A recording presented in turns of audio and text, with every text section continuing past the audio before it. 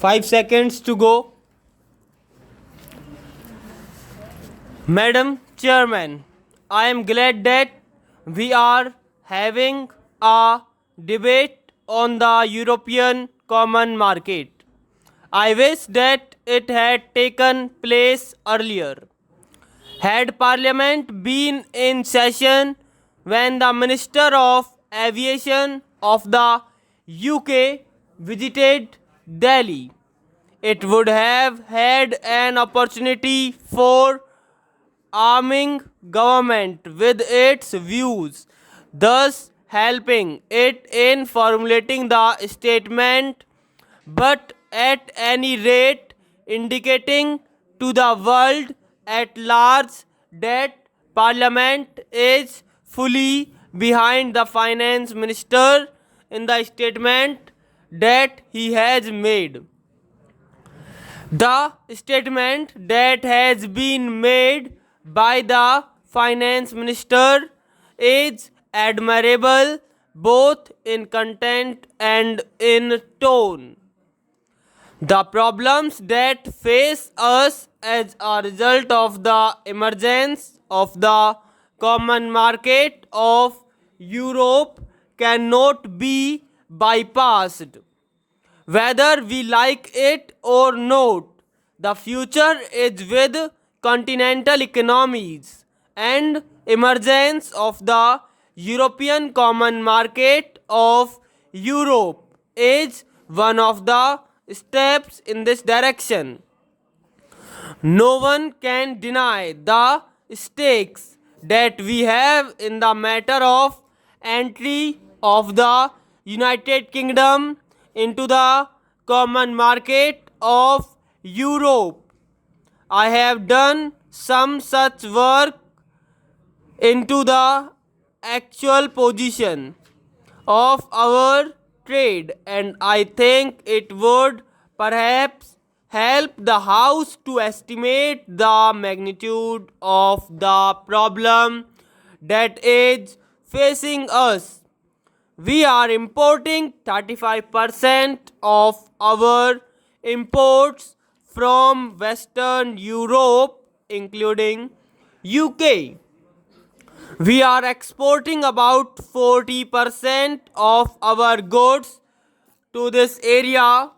We have a large interest in the outcome of UK's entry into the common market and the terms on which she proposes to enter into the common market. In the present circumstances, we cannot visualize what the terms will be, but we know that our stakes are great and we have already indicated our deep interest in the terms which the UK would be able to negotiate. But having made our standpoint clear, it would be unbecoming of us to do anything else except to be prepared for all eventualities. I want the House to realize that while undoubtedly this is a great challenge, we ought to be prepared and not content ourselves with giving expression to certain views which might give the impression to the outside world that we are in a state of panic.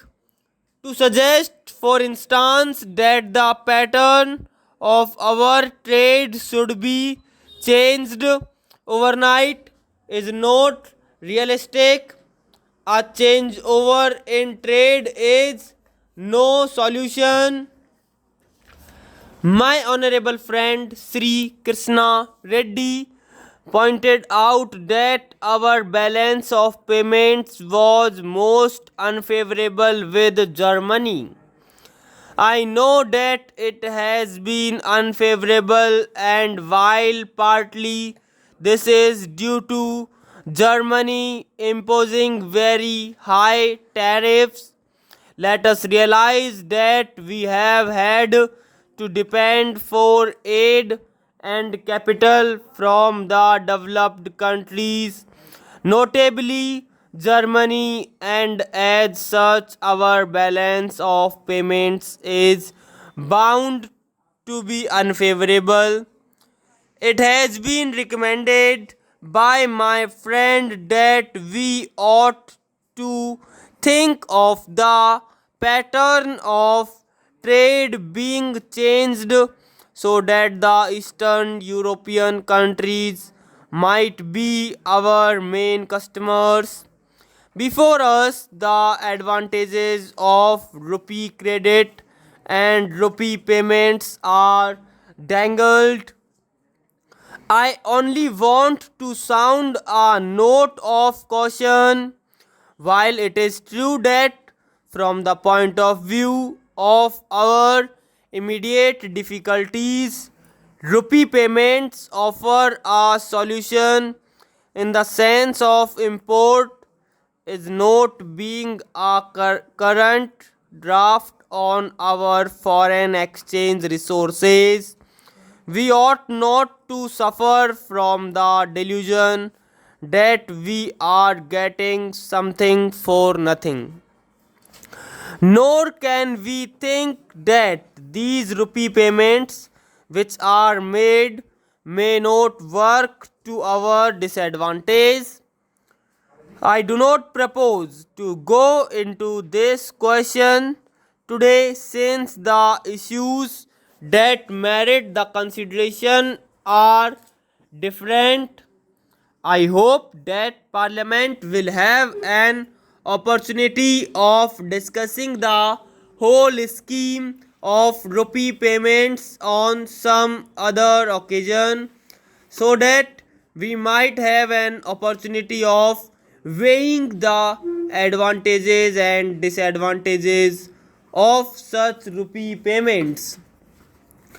No one for a moment objects to diversified pattern of trade, a structure of trade which is not dependent on any particular grouping of nations.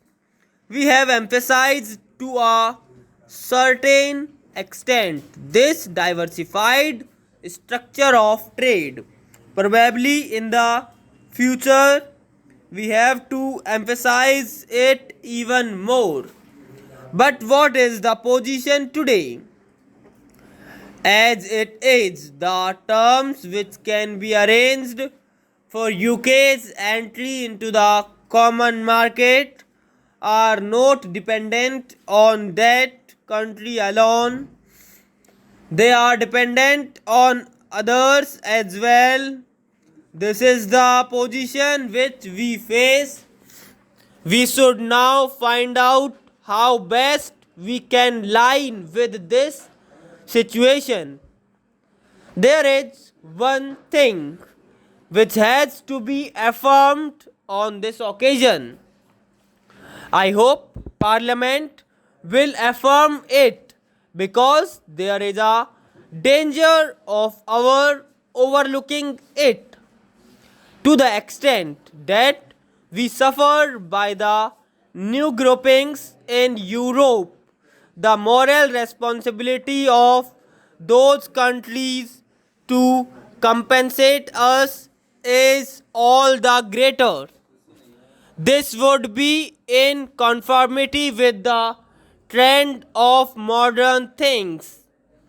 In a modern welfare state, if an individual derives a benefit and others suffer injury, there is a principle of compensation or repatriation that comes into operation in such a case.